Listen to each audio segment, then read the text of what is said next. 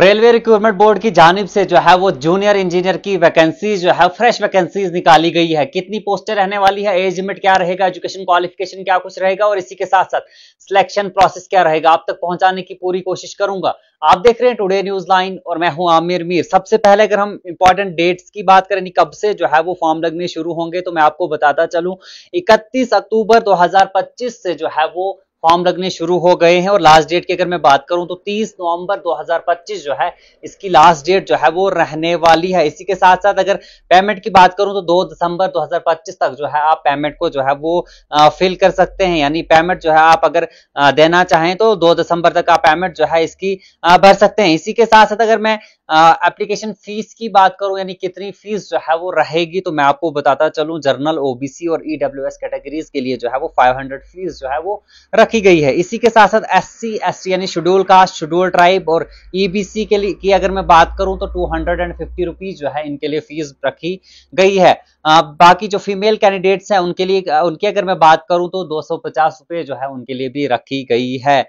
Fees जो है वो रिफंडेबल है, यानी अगर आप एग्जाम को जो है वो अटेम्प्ट करते हैं तो आपको जो है वो जनरल वालों और ओबीसी और ईडब्ल्यूएस वालों को जो है वो 400 वापस आ जाएगा। और साथ में जो फीमेल कैंडिडेट्स हैं या एससी एसटी या एबीसी कैंडिडेट्स हैं उनको 250 रुपीज जो है वो वापस मिल जाएगा। आप जो है वो ऑनलाइन मोड पर फीस को जो है वो कटवा सकते हैं। किसी भी जो है वो debit card, credit card, internet banking से जो है वो आप फीस को कटा सकते हैं। अगर एज की हम बात करें तो मैं आपको बता दूं 18 साल से 33 साल के दरमियान की अगर आपकी उम्र है, मिनिमम एज अगर आपकी 18 है, मैक्सिमम एज आपकी 33 है, आप जो है वो इसके लिए एलिजिबल हो सकते हैं। और साथ में एज रिलैक्सेशन भी रखी गई है, यानी अगर आप ओबीसी कैंडिडेट है 3 साल की एज रिलैक्सेशन मिल जाएगी, या अगर आप एससी या एसटी कैंडिडेट्स हैं आपको 5 साल की एज रिलैक्सेशन मिल जाएगी। अगर टोटल वैकेंसीज की बात करूं मैं, ऑल ओवर इंडिया के लिए ये वैकेंसीज निकाली गई है और 2569 वैकेंसीज जो है ये निकाली गई है। अगर कैटेगरीज वाइज अगर मैं बात करूं तो जनरल की 1090, ईडब्ल्यूएस की 244, ओबीसी की 615, एससी की 410, एसटी की 210 जो है वो वैकेंसीज जो है वो निकाली गई है।